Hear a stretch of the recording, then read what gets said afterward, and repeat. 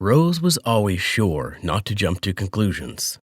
One winter evening, she was returning home a little later than usual. It was snowing softly, and the ground temperature was cold enough for the snow to stick. Rose stopped, adjusting the fur hood on her coat, and overheard a conversation at the nearby bakery. "Get out of here! I'm telling you, I won't give you anything," Rose heard someone inside the bakery say. "Ma'am, I haven't eaten in a couple of days. I'd like hot water and a bun." "It's cold, ma'am," said another voice outside the bakery. Rose followed the voices and saw a salesman chasing an unkempt man away from the shop. The man was hunched over and quietly begging for food. Rose waited until the man, who had a disappointed look on his face, left before she stepped into the bakery. "Ma'am, give me some food," she ordered. Rose bought some pastries and hot tea. She left the shop and saw the man from earlier sitting on the frozen bench. He looked at her with such gratitude. "You know," he said as he drank his tea and started to warm up, "you're the first person in days to help me." He continued, "People are afraid of poverty, afraid to help. They avoid those who are different from them. I was rich. People would come to me and request things. But it so happened that I am here now. I'm eating the buns that you bought. So light, so kind. I see that you have had something nagging at you for a long time, but do not forget," the man winked. "Everything will be fine. You helped me and did not turn away at a difficult hour, and I will help you. Don't ask how, just help me now." Rose got up from the bench. She was so warm and good. The anxiety was gone. The man smiled again and stood too. "Farewell, my good fairy, and await good news for your kindness." Rose felt the man was telling the truth. Soon she understood it exactly. "Congratulations, it's a boy!" This was the phrase John dreamed of hearing for 10 years. He and his wife wanted a baby, but it didn't work out. Today it happened, and John was the happiest man in the world. "When can I see my wife and son?" he asked the nurse. "You can come in now," the nurse replied. John walked into the hospital, but it felt like he had flown into it on wings of happiness and immense gratitude. "Rosie, I love you very much. Thank you for giving us a son." Rose was lying on the chair, and the baby was on her chest. She was crying with happiness. John bent down to kiss his newborn son and saw that he had a birthmark shaped like a tiny hand. "Rose," he said, holding the baby out toward Rose, "did you see?" Of course, she smiled. He didn't know how to ask or tell his wife that the baby had a birthmark on his forehead. "There's a spot on his forehead. Is that okay?" John said. "Birthmark at birth. Did you know they are a mark from God?" "Of course I did, but I didn't think my son would have that mark," John replied. "Does it bother you?" Rose asked. John was trying to find the right words, but he was distraught. "I like it," he said finally. "It's a peculiar speck like God touched his forehead with an ink pen. The doctors say it's a very rare mark and means our son will be brilliant and capable," Rose explained. The doctors won't say anything to make Mom feel bad, thought John, but he didn't say anything aloud. "Do you have a problem with that?" "No, it's okay. Just out of the blue somehow. You know, I don't care where the birthmark is. For me, the main thing is that he is healthy in all respects. We have dreamed of a child for so many years, so who cares if he has a birthmark or not?" Rose said. John understood that his wife was right. It's not such a terrible defect that could interfere with the child's full life. He needs time to get used to it. "I'm sorry, you're right," he said to his wife. "I was a bit surprised. I didn't care if he had a birthmark. The important thing is that he's healthy, and so are you." He kissed his wife. "I'm going home to get ready for you and our son to come home. If you need anything, tell me, and I'll bring it to you." "No, I don't need anything, thank you. Now I have everything I wanted." 3 days later, John came to pick up Rose and his son from the hospital. There were no other visitors, and they decided to invite their family over once mom and baby adapted to the new rhythm of life. Life was flowing in a different direction. The baby required a lot of attention and effort. Rose was very tired because, at age 37, it was challenging to become a mother for the first time. John helped his wife as much as he could, and he often got up in the middle of the night to give his wife a chance to sleep. After a week of adaptation, Rose invited over her best friend, Anna, who she planned to be her son's godmother. When Anna came bearing gifts for the newborn, she was genuinely happy for a friend who had waited so long for this happy moment in life. But when she saw the boy, she was surprised. "Rosie, what's that on his forehead?" Anna asked. "It's a birthmark," Rose answered calmly. "Can't you remove it?" Anna said. "Why?" Rose was genuinely surprised. "It doesn't bother me or John." "I don't know. It's going to grow as he does and become huge." Anna was trying to find the right words. "It would be ugly, and the kids would tease him at school, you know." "No, I don't. It all depends on how he treats this birthmark. If he likes it and thinks it's unique, he won't be afraid of being teased." "I don't know. If it were my kid, I'd have it removed," Anna said. "I'm sorry, but I'm not going to remove it for him. You can't do that, after all. It's not a wart. It's a birthmark. Birthmarks don't just appear on your body." Rose was offended. "Let's wait until Adam's old enough to decide what's best for him."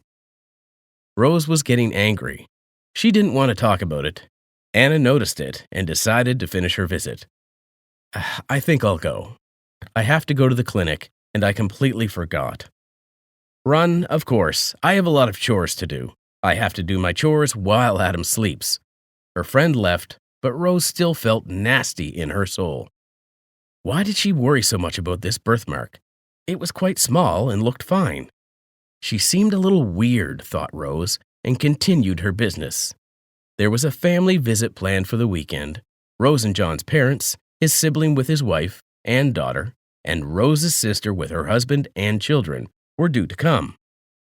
She was looking forward to their arrival. She had a great relationship with her father-in-law and her brother-in-law, and she was always delighted to see them.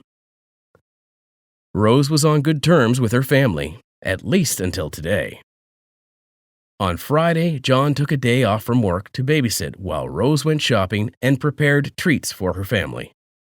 Unlike Rose, John was not so relaxed and was not particularly happy with his family. He knew perfectly well that relatives on both sides would ask many questions about his son's appearance.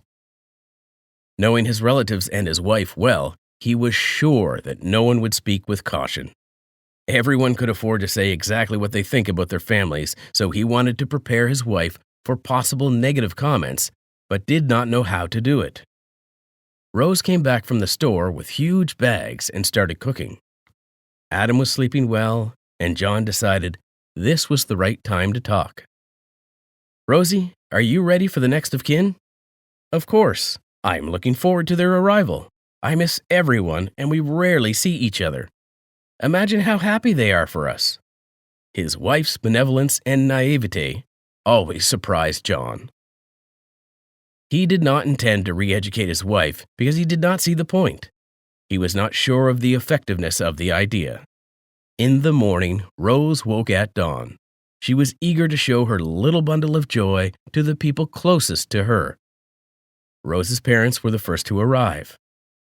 Even though they had become grandparents for the third time, they were pleased because the eldest daughter had 2 girls, so they had 2 granddaughters. Rose's father always wanted a grandson. The grandparents leaned over to his crib to see Adam sleeping peacefully as they entered the room. They immediately recoiled as if they had seen a wild animal instead of a child. "Rose, what's that on his face?" they asked. "Birthmark. Isn't it cute?" said Rose naively.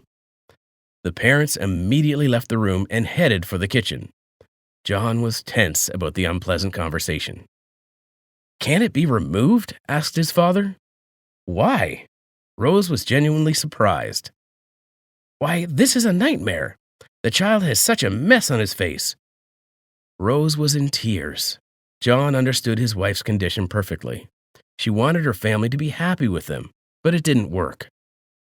"It's not gross. It's God's mark, Dad," Rose cried. "Look, why couldn't he have that mark on his back or some other part of his face?" her father said.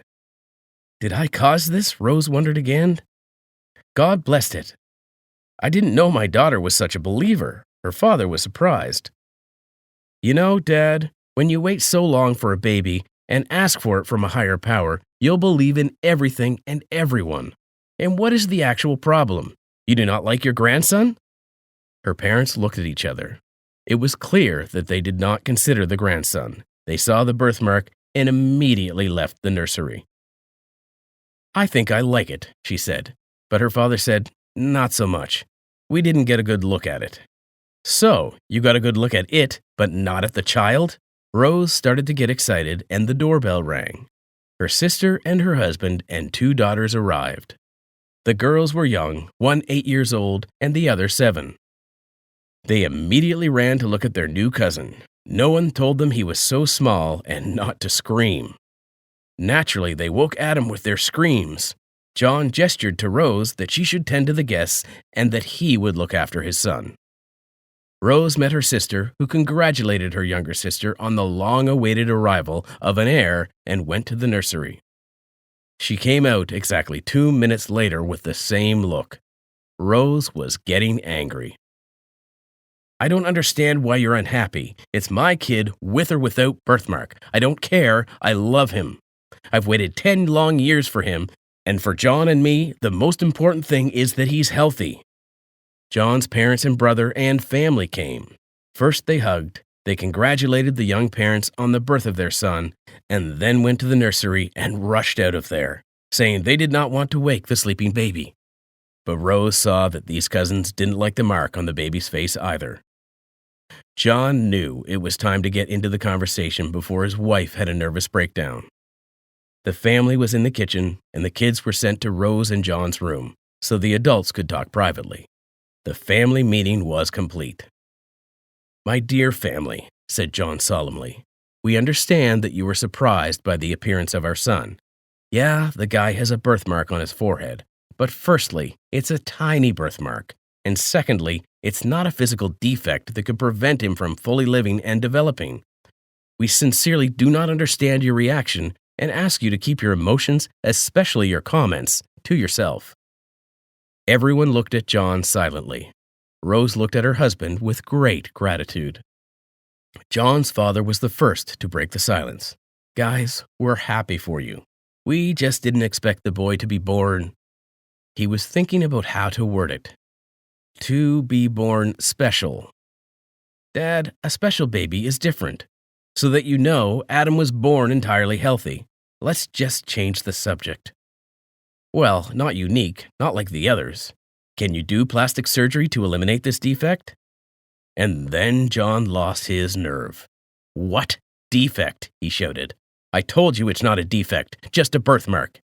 You have that on your back and your arm. Why didn't you do any plastic surgery? Fix these defects." "So it's on his back and hand, not on his face." His father doesn't want to give up. "I have a cosmetologist I know. I will talk to her and find out what can be done." Rose couldn't take it anymore. "That's it. I've had enough. Thank you all so much for the congratulations and the gifts, but that's it. We realized that you aren't pleased with his arrival. I am tired and I want to relax. Goodbye," she said and turned around and went to the nursery. John sent the guests away and went to his wife. Rose, of course, was crying, sitting by her son's crib. "Honey, don't listen to them. We'll see how happy they are with our Adam's achievements." John tried to calm his wife. "You know, I wish we hadn't invited them and kept them away from the baby. We've spoiled the mood." She leaned down to her crib and quietly said to her son, "I know for a fact that you're going to show everyone how smart you are, and they're going to be embarrassed by their poor attitude." Time passed, and Adam grew up. At age 15, he graduated as an extern and entered university. He knew 6 foreign languages, was a professional swimmer, and was the winner of many sports competitions and intellectual quizzes. His parents were happy. His whole extended family watched Adam's achievements with surprise. But the most exciting thing is that the birthmark on the boy's forehead, which so concerned all the relatives, remained tiny and was almost unnoticed under his haircut as he grew up. The story of Adam resembled the tale of the ugly duckling, and the result was the same. Now grandparents on both sides praised their only grandson and were proud of his success. John's parents were doubly pleased because the boy had carried on their family name. John and Rose looked at their loved ones and wondered how they could be such hypocrites. Now, not only did Adam's birthmark not alienate his kin, but it did draw attention to him. They didn't think they were like everyone else, so they told their parents to get rid of the mark. Adam is 16 years old today. Rose and John have decided not to have a sit-down with relatives, but to take the child they had long dreamed of to San Francisco. Sitting on the plane, John asked Adam if he regretted that his parents had not given him a real family celebration. "Dad, my family is you and Mom. It is clear that there are grandparents, aunts, uncles, and cousins, but I am more comfortable with you. I am fortunate that you were like that. Other kids have a complicated relationship with their parents and often complain about misunderstanding their relatives," Adam said.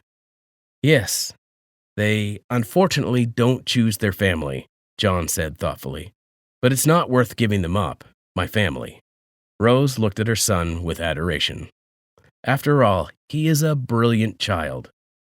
"Of course, my good man, I agree with you. This is your party, and you decide how it's going to be. And Dad and I will always be there for you. And we will always be there for you because parents have to support and protect their children in all situations." She thought for a second and went on. "And from any attack," and said relatively quietly, "even from close relatives."